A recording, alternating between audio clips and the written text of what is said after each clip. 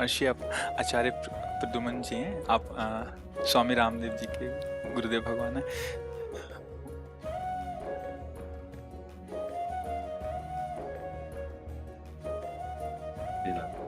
प्रसादी चल रही है।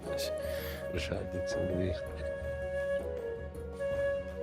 बड़ी कृपा आप सबकी, बड़ी धन्यवाद धन्यवाद धन्यवाद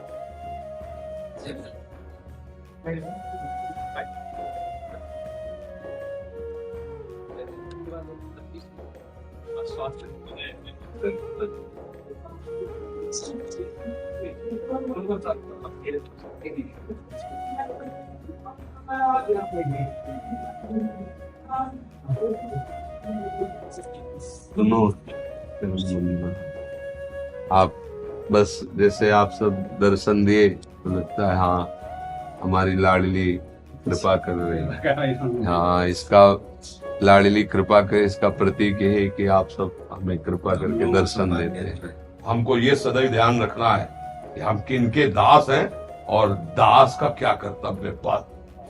जिन सुरपति नरपति लोकपति जिनके भावे घास और रहे परमानंद आपने स्वामी की ठसक में बिल्कुल मस्त, कोई संकोच, कोई विषाद, कोई शोक, कोई भय रामदास को नहीं मिला।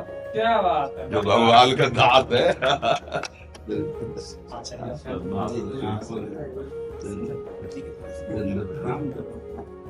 मेरे नाथ मेरे प्रभु आप सीखे। सुरजीत सिंह जी दिल्ली से।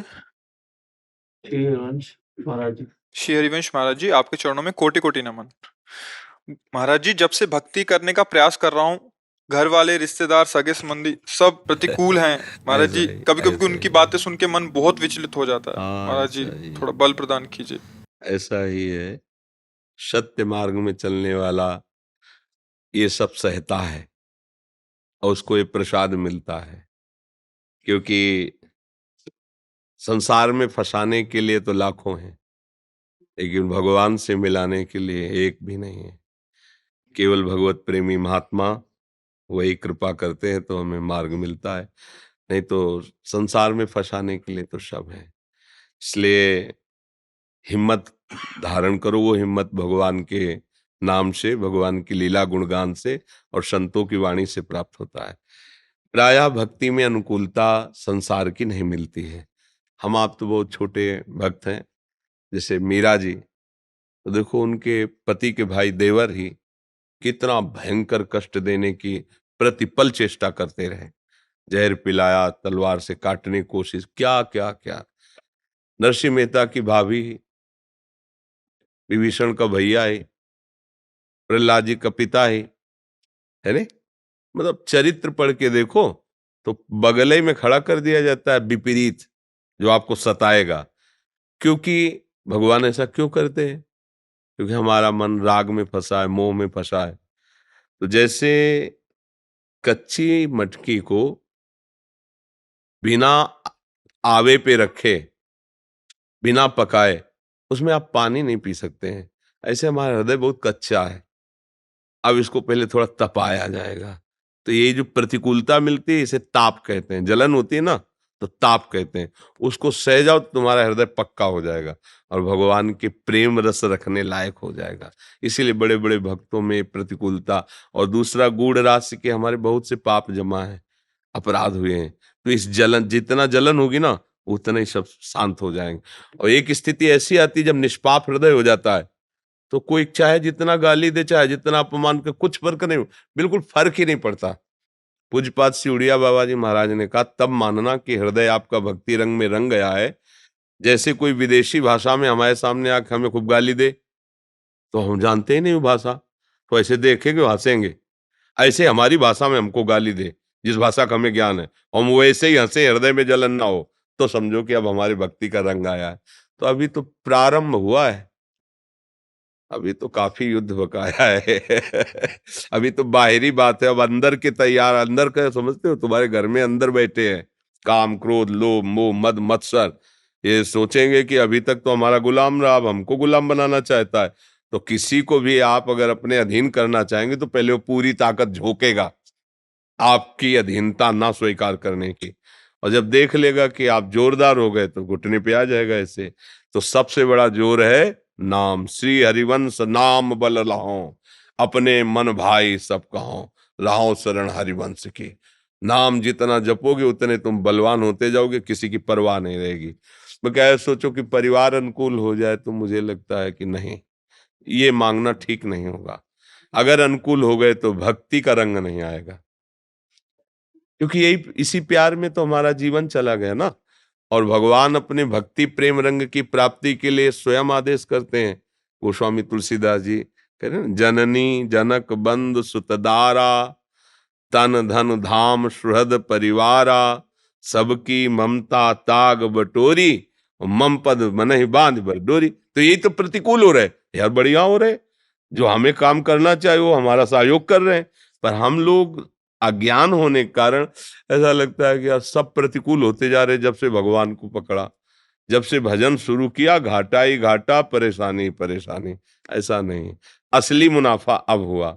लोग कितने भ्रम में रहते हैं। मालूम, हम कह रहे 5,000 करोड़ रुपया तुम्हारे नाम जमा हो गया, तुमने अरबों का महल खड़ा कर लिया और सारा संसार तुमने सलूट मारा, लेकिन मरोगे तब न सलूट जाएगी तुम्हारे साथ, ना वो रुपया जाएगा, न मकान जाएगा। अब तुम खाली के खाली हो ना, तो ठगे गए ना। अच्छा, राधा राधा राधा राधा, और जैसे श्री जी रख रहे रह रहे, और जब चलेंगे ना तो हमारे पास ये बैंक बैलेंस है, राधा राधा राधा। अब जहां भी जाएंगे तहां चकाचक है, क्योंकि हमारे पास बैंक बैलेंस है। परम धन राधा नाम आधार, हमारे पास परम धन है, हम खाली हाथ नहीं जाएंगे। हाँ, हम धन लेकर के यहाँ से। तो जब इस धन के लिए चलोगे तो फिर ये धन तो फिर छूटेगा या छुड़ाया जाएगा, क्योंकि इसको अंदर से अगर प्यार करोगे तो फिर राधा राधा बोल नहीं पाओगे। तो जहां को भक्ति शुरुआत होती है तो दो तरह से माया विघ्न डालती है। या तो इतना ऐश्वर्य और अनुकूलता दे दी कि जो शुरू हुआ तो बंद हो जाए, और या इतनी प्रतिकूलता झंझट दे देगी कि तुम डर से छोड़ दो। अगर दोनों में पार हो गए तो फिर आगे माला माल हो जाओगे, आनंदित हो जाओगे। देखना, पर डरो मत, डरो मत। और किसी को प्रतिकूलता तुम्हें दुख दे रही ऐसा अनुभव मत करने दो। रहीमन मन की मन व्यथा रखिए मन में गोय, सुनिठ ले हैं लोग सब बांटने लिए कोई। तुम्हारे अंदर जो हो तो बस अंदर वाले से बात करो, प्रभु से, किसी से मत हो। कैसे बढ़िया है, आनंद है, वो गाली दे रहा है तो तुम्हारी मुस्कुराहट होनी चाहिए। लोग क्या यार, आदमी इसको कोई फर्क ही नहीं पड़ता, बंद हो जाएगा, सब प्रतिकूलता बंद हो जाएगी। और अगर जैसे कोई चिढ़ने लगता है ना, तो चार लोग उसकी मौज लेने लगते हैं और चिढ़ाने लगते हैं। हमें नहीं चिढ़ना, हमें नहीं डरना, हमारे प्रभु है, हमारे रक्षक। खूब नाम जप करो और भगवान की तरफ बढ़ने की चेष्टा करो। डरो मत कि अब हमारा कोई साथ नहीं देता, नहीं देगा। इस राह में केवल गुरुदेव, गुरुदेव के वचन, ये साथी हैं और कोई साथी नहीं, पक्का मान लेना। जो चलेगा वो तुम्हें लूटने के लिए तुम्हारे साथ चलेगा, तुम्हें धनी बनाने के लिए नहीं। ऐसे भी देख लो, अब बातचीत संसार की हो रही, हंसी, तो नाम जब चलेगा क्या? वो अकेले कोई है ही नहीं, तो राधा राधा राधा राधा राधा। जिससे प्यार होता है वही मन जाता है। कोई तुम्हें प्यार ही नहीं करता तो श्री जी से में लालजू में मन जाएगा, प्रियालाल में। और संसार में अगर मान लो बहुत सब जगह प्यार मिल रहा है तो फिर भजन नहीं होगा, फिर वही चिंतन होगा, मन वहीं जाएगा जिससे प्यार करते हो। मुझे तो लगता है कृपा हो रही है आपके ऊपर। अक्षय अग्रवाल जी गाजियाबाद से। राधे राधे महाराज जी, आपके चरणों में कोटि कोटि नमन। गुरुदेव, इस संसार में हर किसी को आर्थिक दृष्टि से तोला जाता है और इसके लिए हमें आर्थिक उन्नति करनी पड़ती है, लेकिन अध्यात्म के अनुसार हमें अपने भोग के विषय कम करने चाहिए। गुरुदेव, इन दोनों में कैसे बैलेंस बनाया जा सकता तो है? आर्थिक स्थिति बढ़ाइए, लेकिन सेवा के लिए बढ़ाइए, माता पिता परिवार की सेवा के लिए बढ़ाइए। आप अपने लिए संयम में रहिए, जिनके द्वारा सब समाज की सेवा हो रही, परिवार की सेवा हो रही, उनका अर्थ उनको कोई पतन में थोड़ी ले जाता है। अब अर्थ कमाओ और परिस्त्री गमन में पैसा खर्चा करो, जुआ में खर्चा करो, शराब में करो, मांस में, तो दुर्गति हो जाएगी। अर्थ खूब कमाओ। 4 पुरुषार्थ है, पहले है धर्म, फिर अर्थ, फिर काम और फिर मोक्ष। देखो, धर्म और मोक्ष के बीच में रखा गया है अर्थ और काम। अगर धर्म के द्वारा अर्थ कमाओगे और अर्थ का प्रयोग कामनाओं की पूर्ति धर्म से करोगे तो मोक्ष मार्ग में अपने आप चले जाओगे। जो कुछ हमें मिला है हमारे लिए थोड़ी मिला है, हमें सेवा के लिए मिला है। अपने परिवार में जो माता पिता पत्नी पुत्र भाई परिवार, इनकी सबकी सेवा करो। जो मूर्खता करते हैं वो सोचते हैं हम कमाते हैं हम उसका उपभोग करेंगे, और वो गंदी बातों में, बेविचार में, मदिरापान में, गंदे व्यसनों में, और ये सब मांस आदि खाने में, मनमानी ऐसे, ये दुरुपयोग है। इसका संयम करो। जैसे भगवत मार्ग में चलना, पवित्र भोजन, पवित्र वस्त्र, पूरे परिवार समाज की सेवा, क्या अर्थ परेशानी है? बड़े बड़े औषधालय खुलवा दो, गौ सेवा, साधु सेवा, देश सेवा, कितना अर्थ आएगा? हम एक देश में रहते हैं, हमारा देश, कितनी जनसंख्या है अपने देश की? 1 अरब है। हाँ, तो अब सोचो कि हमारे पास अर्थ कितना हो, हम पूरे देश की सेवा में लग जाएंगे। तो अर्थ नुकसानदायक कब है? जब हम उसका उपभोग करते हैं गलत ढंग से। नहीं तो अर्थ कमाने के लिए निषेध किया गया क्या? अर्थ कमाने के लिए निषेध नहीं है। अर्थ का प्रयोग अपने लिए, हाँ, अच्छे कपड़े पहनो, अच्छा भोजन पाओ, सात्विक वृत्ति से रहो, और शेष दूसरों की सेवा के लिए भगवान ने तुम्हें दिया है, वैसा करो, तो इसमें कोई परेशानी नहीं। अब आप स्वयं दुरुपयोग करेंगे तो कैसे? फिर अर्थ की सार्थकता क्या हुई? दुरुपयोग दुरुपयोग तो नहीं होना चाहिए ना। दुरुपयोग के लिए निषेध किया गया है। अपने को आप साधन में रखो। आपके पास जो सामग्री है, जिसको आवश्यकता, दूसरों की सेवा में लगाओ। जो अपने संबंधी जन है, जो अपने समाज के जन है, या कोई ऐसा बीमार पड़ा है जिसकी सेवा अत्यंत आवश्यक है, तो आप एक दिन के लिए भोजन छोड़ दीजिए, उसकी सेवा कर दीजिए। तो ये बातें समझना पड़ेगा, नहीं पड़ेगा भाई हमारा पैसा हम जो मनाएंगे करेंगे तो दुर्गति भी तुम्हारी हुई तो होगी। क्योंकि गलत आचरण आज जैसे सत्संग में निकला, ये 4 बातें जिसके जीवन में, उसका नाश अवश्य होगा। जो शराब पीता है, दूसरे की स्त्री के साथ भोग करता है, मांस खाता है, जुआ आदि व्यसन करता है, उसका पतन निश्चित है, उसको कोई नहीं रोक सकता। अब कमाओ धन, क्या होगा? तुम्हारी दुर्गति ही होगी, क्योंकि उसका प्रयोग तुम्हारा सही नहीं। अगर 10 रुपया भी तुम्हारा किसी ऐसी की सेवा में लग गया जिसको अत्यंत आवश्यक था, उसको भयानक पीड़ा है, कष्ट है, आप उठा के लेकर अस्पताल गए और कुछ अर्थ लगा दिया, खवाया पियाया, और मन से कि भगवान ये सुखी रहे, यही बहुत बड़ा पुण्य काम हो गया। हो गया ना? तो अर्थ से अच्छा काम भी हो सकता है और बुरा काम भी हो सकता है। और कोई मरणासन में है, बहुत कष्ट में, औषधि दिला करके उसको स्वस्थ कराने का आपने प्रयास किया, तो वही अर्थ आपके सुकृत का काम बन गया। उसका प्रयोग आप क्या करते हैं, बस ये बात ध्यान देने के लिए। अपने लिए ज्यादा प्रयोग ना करें, उचित प्रयोग करें, क्योंकि शरीर भी तो सेवा के लिए है ना। अगर शरीर ही स्वस्थ नहीं तो सेवा कैसे होगी, चाहे माता पिता या समाज की? तो इसको स्वस्थ रखना है, बस इतना अपने लिए प्रयोग करना है, क्योंकि अपना काम है भगवान की प्राप्ति करना। और जो जो भोग सामग्री है वो दूसरों की सेवा में लगा देना है। कोई समस्या, कोई प्रश्न? महाराज जी, कई बार जो क्रिया करते हैं अर्थ कमाने के लिए, उस क्रिया को करते वक्त वो भागवतिक चिंतन नहीं रह पाता है, तो वो क्रिया तो उसका भी हमने उपाय बता दिया है कि किसी भी क्रिया के प्रारंभ में, मध्य में और अंत में, अगर आप ये सोच रहे हैं कि भगवान को समर्पित करेंगे हम, क्योंकि ये भी भगवान की सेवा है। आप फावड़ा चला रहे हैं, आप व्यापार कर रहे हैं, आप नौकरी कर रहे हैं, तो भगवान की सृष्टि में कर रहे हैं ना।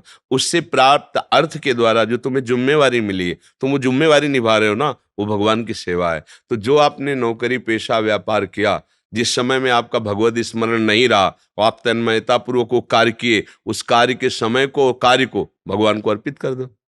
पेमेंट आप लो, अर्पित कर दो, तो वो डबल काम हो गया, भगवान की प्राप्ति का भी और अपने सुख का भी। तो समझ रहे ना? तो हो सकता है गृहस्थी के ऐसे कार्य जिनमें आप तन्मय हो जाओ और भूल जाओ प्रभु को, तो भूल जाने पर भी वो भूल नहीं मानी जाती, क्योंकि वो कर्म आपको भगवान में समर्पित करना है। जो भी कर्म कर रहे हैं भगवान के निमित्त कीजिए, भगवान को समर्पित कीजिए, और बीच बीच में जितना स्मरण बढ़ा सको स्मरण बढ़ाते रहिए, वो पूजा ही हो जाएगी। ये शास्त्रीय प्रमाणित है। भगवान के परम महाभागवत 9 योगेश्वरों ने 11 स्कंद भागवत में कहा है, स्वभाव के अनुसार, चेष्टाओं के अनुसार जो जो जो जो क्रिया है वो सब परम पुरुष नारायण को अर्पित कर दे, ये भागवत धर्म है। तो ये हमारे लिए ये भी सुविधा है, भगवान को कर्म समर्पित कर दो तो कर्म योग हो जाएगा, और उससे हमें भगवान की प्राप्ति होगी। वही कर्म हमें नष्ट कर सकता है और वही कर्म हमें मुक्त कर सकता है। तो हम शास्त्र संयम के अनुसार कर्म करें, जो हमें कर्म मिला है और भगवान को समर्पित कर दें। तो जैसे आप दिन भर चिंतन नहीं करते, लेकिन जब शाम को आपको पैसा मिलेगा तब आपको ये बात है कि माता पिता को देंगे जाके, या पत्नी को देंगे, परिवार को सुख मिले। ऐसे ही दिन भर आपने याद नहीं किया, पर अब शाम के याद आए कि भगवान को ये कर्म अर्पित करना है, समर्पित। हे प्रभु, सुबह से लेकर अभी तक जो कर्म करते रहे वो आपका बराबर स्मरण ना होने पर भी ये आपके लिए, स्वामी आपको समर्पित है, तो ये कर्म समर्पण हो गया, इससे भी भगवत प्राप्ति हो जाती है। सतपाल यादव जी, राधे राधे। महाराज जी मैं दिल्ली पुलिस से रिटायर हूँ। महाराज जी मेरा प्रश्न है कि भगवत प्राप्ति के लिए गुरु बनाना आवश्यक है, लेकिन मैं प्रभु में आस्था भी रखता हूँ, पर आजकल ऐसा देख रहा हूँ जिससे मेरे को गुरु बनाने का मन नहीं होता, लेकिन मेरी वाइफ का दृढ़ भाव है कि बिना गुरु के भगवत प्राप्ति नहीं होगी। महाराज जी मेरा मार्गदर्शन करें। भगवान सबके स्वाभाविक गुरु हैं, है ना? ये बात तो आपको, जब आप कहते हैं कि हमारे अंदर आस्तिकता है, तो आस्तिकता का स्वरूप यही होता है कि भगवान है।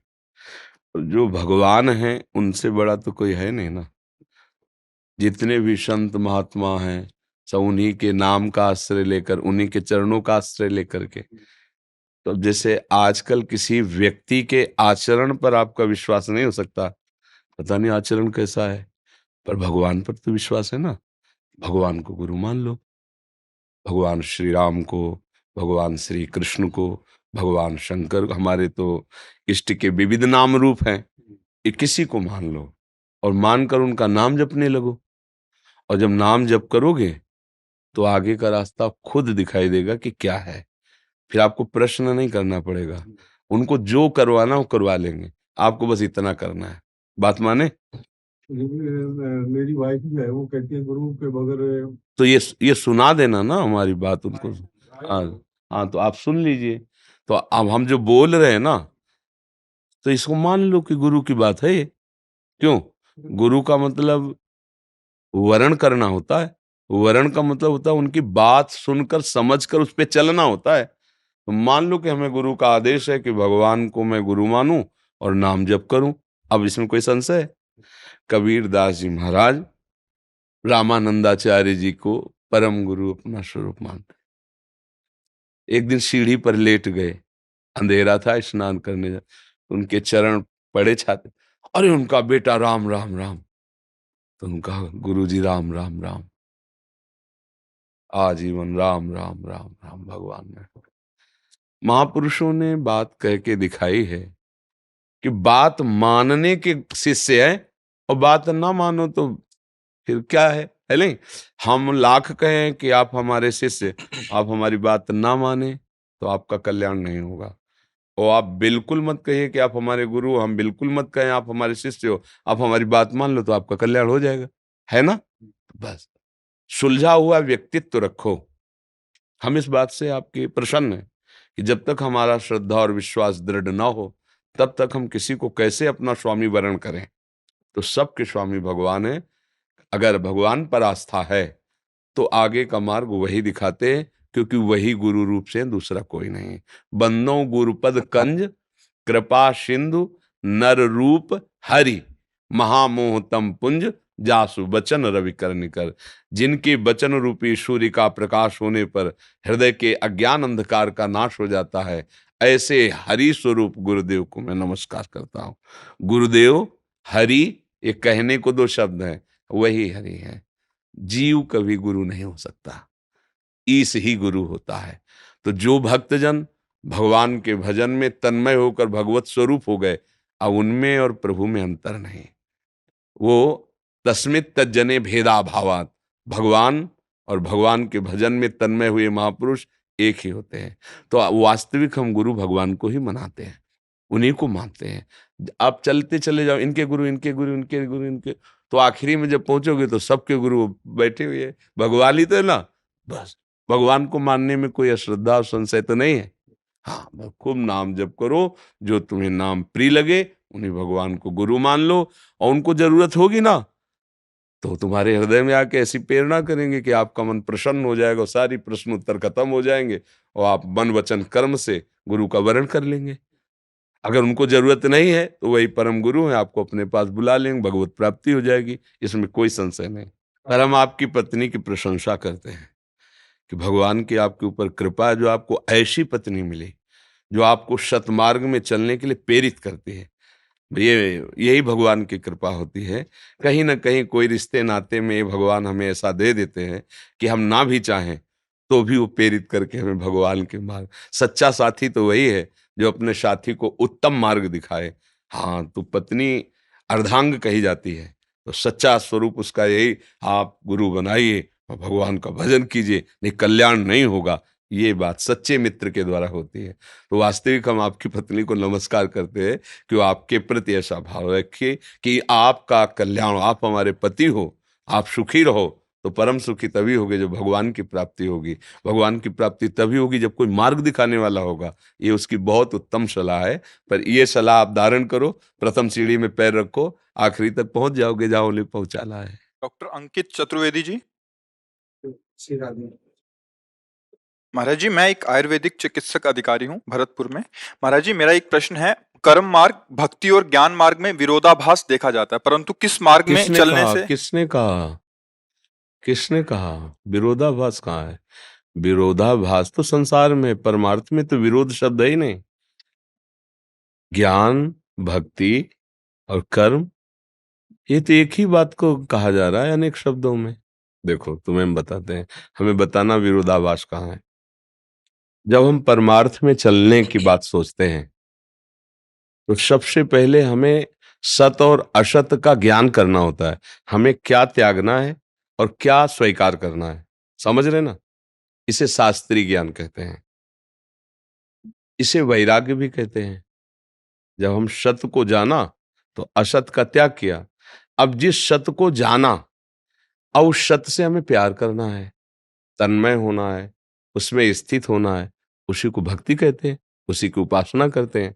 उपासना वाणी से होती है, शरीर की चेष्टाओं से होती है, मन के संकल्प से होती है। अब जब उपासना करके सत वस्तु में हमारी स्थिति हो गई, तब हम ब्रह्म स्वरूप हो गए। ब्रह्मविद ब्रह्मवि भवति। भक्त स्वरूप में माया, ब्रह्म ये सब भूल गया, एक रहे नंदलाल। एक ही रहा, उधर ब्रह्म रहा, इधर ठाकुर जी के स्वरूप में हमने स्वीकार किया। तो माया नहीं, ब्रह्म नहीं, नहीं जीव नहीं काल, अपनी सुधि नारे एक रहे नंदलाल। मुझे तो कोई भी विरोधाभास नहीं नजर। आपको आया क्या नजर विरोधाभास? जैसे प्रभु जी, जैसे ज्ञान नहीं है और कर्म करे जा रहे हैं, जैसे ये पंखा चल रहा है, इसको ज्ञान नहीं है कि मैं क्या कर रहा हूँ, मतलब ये तो बस चल ही जा रहा है, ये इसको पंखा चल रहा है, तुम कर पंखा थोड़ी हो। तुम तो विवेकवान हो, इसमें विवेक है क्या? इसका उदाहरण मत दो, इसका उदाहरण उससे नहीं लगे, बेमतलब मूर्खता वाली बात नहीं। पंखा और तुम में अंतर है। पंखा एक जड़ वस्तु है जिसको हम चलाते हैं, बिजली के पावर से ऑन ऑफ हम करते हैं। तो तुम पंखा थोड़ी हो, तुम तो विवेकवान व्यक्ति हो। अब उदाहरण दीजिए जिसके द्वारा कर्म होता है, तुम्हें समझाएं। अंतःकरण चतुष्टय होता है, मन, बुद्धि, चित्त और अहंकार। बुद्धि का कार्य होता है निश्चय करना, मन का कार्य होता है मनन करना, चित्त का कार्य होता है चिंतन करना, अहंकार का कार्य होता है क्रिया को स्वीकार करना, कर्ता भोक्ता भाव। ये मूल आत्मा की बात कह रहे हैं, अभी ज्ञानी की बात नहीं कर रहे हैं। अब हमें बुद्धि से निश्चय करना है कि किसे क्रिया विधान कहते हैं और किसे क्रिया निषेध कहते हैं। तस्मात् शास्त्रम प्रमाणम ते, कैसे जानोगे?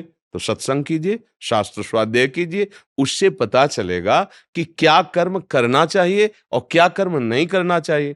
अब जब जान गए कि जो नहीं करना है उसका त्याग करना है और जो करना है उसकी उपासना करनी है, उसी में हमें अनुराग प्राप्त करना है, तो वही जो करना चाहिए उस कर्म को जब हम करते हैं तो हमारे अंदर का अहंकार निर्मल होता है।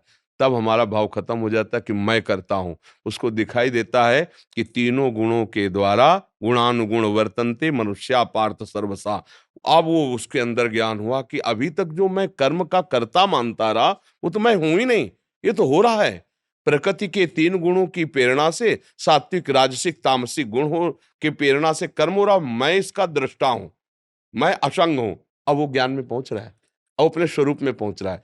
भक्त इसी को देखता है कि भगवान की कृपा, गुरुदेव की कृपा से मुझे सतमार्ग का ज्ञान हुआ। अब उन्हीं की कृपा से सतमार्ग का आश्रय लेकर आराधना करूं। मेरे में तो बल नहीं, अगर मैं करता होता तो पहले कर लेता। ये तो गुरु की कृपा। इसका भी अहंकार गलित हो गया। जहां अहंकार गलित हुआ, शुद्ध परमार्थ जागृत हो गया। अहंकार विमूढ़ आत्मा करता हमिति मन्यते, मैं ऐसा करता हूं, मैं ऐसा करूंगा, मैंने ऐसा किया, ये अहंकारी मूढ़ आत्मा का वचन है। इसमें विरोधभास कहाँ है? हमें विरोध बताओ। आपको लग रहा है विरोध? नहीं प्रभु जी। आप हमें बताइए, आप आए हो संशय निवृत्ति के लिए, तो आपके हृदय में कोई संशय नहीं रह जाना चाहिए इस विषय में। मतलब तीनों को लेके साथ में अपन चलें तो तीनों के साथ क्या भैया, जब हम आंख खोलते हैं, कुछ दृश्य देखते हैं, तो हमें एक-एक आंख को थोड़ी आदेश देना पड़ता है। वो एक ही लक्ष्य होता है। लक्ष्य की तरफ चलो तो असत का त्याग, त्याग में जो अनुराग है, जिसे सत्य जाना, उसकी उपासना, तीनों बात एक ही तो है ना, अलग कहाँ है? अब उसे अलग-अलग करके जो वर्णन किया जाता है, वो बुद्धि का केवल खेल होता है। वो आंतरिक सिस्टम में नहीं होता है। सिस्टम में होगी तो एक ही बात है। हम बोल रहे हैं, आपको देख रहे हैं, हाथ चेष्टाएँ कर रहे हैं, हम कुछ कर रहे हैं क्या? स्वाभाविक जहाँ जैसा-जैसा हो रहा है ना, ऐसे ही बिल्कुल ये यंत्रवत चल रहा है। अब सब थोड़ा मतलब अभी आप मानसिक धरा पर बात कर रहे हैं, थोड़ा आध्यात्मिक धरा पर आइए, फिर उससे बात करो। फिर आगे चल कर के कुछ कुछ हमें आज तक अलग नहीं लगा है, कुछ नहीं लगा, कोई संप्रदाय, कोई महापुरुष के वचन। वहां से जहां से वो बोल रहे हैं वहां खड़े हो जाओ, बड़े महापुरुषों की, तो आपको एक ही बात दिखाई दी, कुछ अंतर नहीं है, कुछ अंतर। हमें कहीं अंतर नहीं लगा। दोनों मार्ग के हम पथिक रहे हैं, ज्ञान मार्ग के काशी से, और प्रेम मार्ग के वृंदावन के। दोनों दिव्य अपनी चरम सीमा का, अगर ज्ञान का तो बोध स्वरूप समुद्र है काशी विश्वनाथ भगवान का, और अगर प्रेम तो प्रेम समुद्र है वृंदावन। मुझे कहीं अलग नहीं लगा। आपको जब अलग लगे तो हमसे आके पूछ लेना कि यहाँ अलग लग रहा है, तो हम आपको बता देंगे। समझ में आ रहा है? जी।